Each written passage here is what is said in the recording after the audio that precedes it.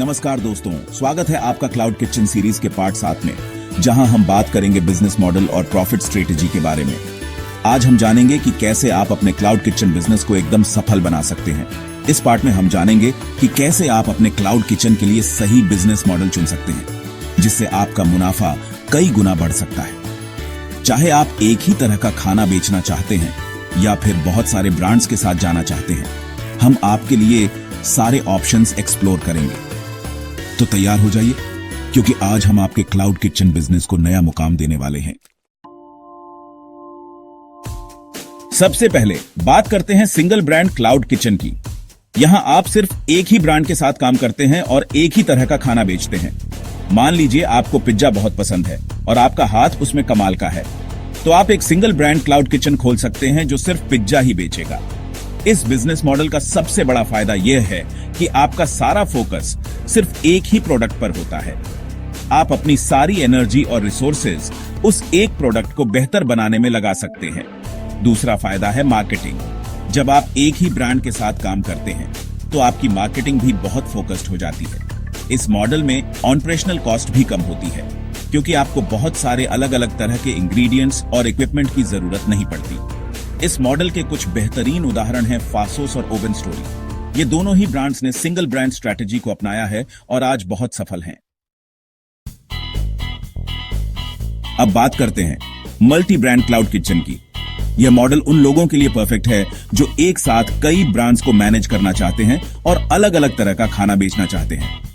मान लीजिए आप सिर्फ पिज्जा तक सीमित नहीं रहना चाहते और आप बर्गर, नूडल्स और रोल्स भी बेचना चाहते हैं, तो आप एक ही किचन से अलग अलग ब्रांड्स के नाम से इन सभी चीजों को बेच सकते हैं। इस मॉडल का सबसे बड़ा फायदा यह है कि आप अलग अलग तरह के कस्टमर्स को टारगेट कर सकते हैं। दूसरा फायदा यह है कि आप अपने रिस्क को कम कर सकते हैं। अगर आपका एक ब्रांड अच्छा परफॉर्म नहीं कर रहा है, तो हो सकता है कि आपका दूसरा ब्रांड अच्छा चल रहा हो। इस मॉडल के कुछ बेहतरीन उदाहरण हैं रेबल फूड्स और बॉक्स 8। रेबल फूड्स के पास बहरूज बिरयानी, फासोस और ओवन स्टोरी जैसे कई सारे ब्रांड्स हैं। अब बात करते हैं डिलीवरी ओनली क्लाउड किचन की। यह मॉडल आज के समय में बहुत पॉपुलर हो रहा है, खास करके बड़े शहरों में। इस मॉडल में आपका कोई डाइन इन रेस्टोरेंट नहीं होता है। आप सिर्फ ऑनलाइन ऑर्डर लेते हैं और खाना डिलीवर करते हैं। इस मॉडल का सबसे बड़ा फायदा यह है कि इसमें आपको रेस्टोरेंट के लिए जगह किराए पर लेने की जरूरत नहीं पड़ती। आप एक छोटी सी जगह से भी अपना बिजनेस शुरू कर सकते हैं और सिर्फ किचन सेटअप करने पर ध्यान दे सकते हैं। दूसरा फायदा यह है कि आपका सारा फोकस सिर्फ खाना बनाने और उसे डिलीवर करने पर होता है। इस मॉडल में आप डिलीवरी पार्टनर्स जैसे जोमैटो और स्विगी के साथ भी जुड़ सकते हैं। इससे आपको ज्यादा ओन ऑर्डर मिलने की संभावना बढ़ जाती है और आपकी रीच भी बढ़ती है। अब बात करते हैं फ्रैंचाइज क्लाउड किचन की। इस मॉडल में आप किसी एस्टैब्लिश्ड ब्रांड की फ्रैंचाइज लेकर अपना बिजनेस शुरू करते हैं। इस मॉडल का सबसे रीढ़ा फायदा यह है कि आपको ब्रांड बिल्डिंग पर ज्यादा मेहनत नहीं करनी पड़ती। जिस ब्रांड की आप फ्रैंचाइज ले रहे हैं उसकी ब्रांडिंग पहले से ही एस्टैब्लिश्ड होती है और लोग उसे जानते हैं। दूसरा फायदा यह है कि आपको बिजनेस शुरू करने के लिए पूरी ट्रेनिंग और सपोर्ट मिलता है। जिस ब्रांड की आप फ्रैंचाइज ले रहे हैं वो आपको बिजनेस चलाने के तरीके, रेसिपी और बाकी चीजों के बारे में पूरी जानकारी देता है। इस मॉडल में रिस्क भी कम होता है, क्योंकि आप एक एस्टैब्लिश्ड ब्रांड के साथ जुड़े होते हैं। दोस्तों, आपका मेन्यू आपके क्लाउड किचन की जान होता है। यह सिर्फ खाने की लिस्ट नहीं है, बल्कि यह आपके बिजनेस की कहानी कहता है। इसलिए मेन्यू प्लानिंग करते समय आपको बहुत स्मार्ट होना होगा। सबसे पहले आपको अपने टारगेट कस्टमर के बारे में सोचना होगा। आप किस तरह के लोगों को अपना खाना खिलाना चाहते हैं, उनकी पसंद नापसंद क्या है, उनके बजट क्या है। इन सब बातों को ध्यान में रखते हुए आपको अपना मेन्यू डिजाइन करना होगा। दूसरा, आपको अपने मेन्यू में ऐसे आइटम रखने होंगे जिनमें प्रॉफिट मार्जिन ज्यादा हो।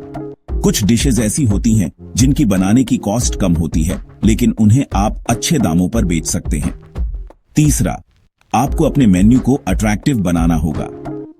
अच्छी फोटोग्राफी का इस्तेमाल करें, डिशेज के नाम इंटरेस्टिंग रखें और इंग्रेडिएंट्स के बारे में थोड़ी जानकारी दें।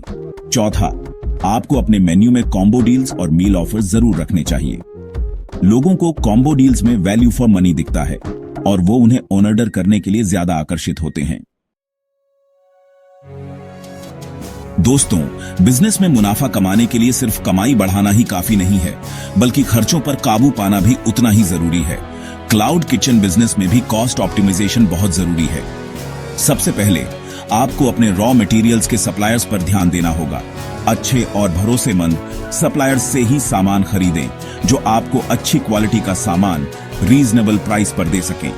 बल्क में सामान खरीदने पर आपको अच्छा डिस्काउंट भी मिल सकता है। दूसरा, आपको अपने किचन के ऑपरेशंस को ऑटोमेट करने की कोशिश करनी चाहिए। आजकल मार्केट में बहुत सारे ऐसे इक्विपमेंट अवेलेबल हैं जो आपके काम को आसान बना सकते हैं और समय भी बचा सकते हैं। तीसरा, आपको अपने इन्वेंट्री को अच्छे से मैनेज करना होगा। देखें कि कौन सा सामान ज्यादा इस्तेमाल होता है और कौन सा कम। चौथा, आपको बिजली और पानी की बचत पर भी ध्यान देना होगा।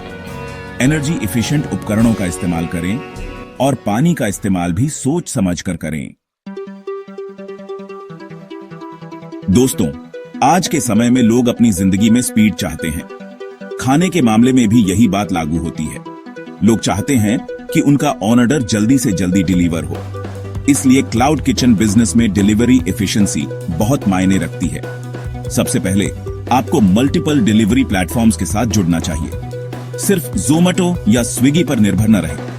यूबर ईट्स, फूड पैंडा जैसे और भी प्लेटफॉर्म्स हैं जहां आप अपने रेस्टोरेंट को रजिस्टर करवा सकते हैं। दूसरा, आपको अपने डिलीवरी एरिया को ऑप्टिमाइज करना होगा। देखें कि आपका किचन कहां स्थित है और आप आसानी से कहां तक खाना डिलीवर कर सकते हैं। तीसरा, आपको अपने डिलीवरी पार्टनर्स को अच्छे से ट्रेन करना होगा। उन्हें आपके मेन्यू की जानकारी होनी चाहिए, उन्हें पता होना चाहिए कि किस एरिया में कैसे पहुंचना है और उन्हें कस्टमर्स से किस तरह बात करनी है।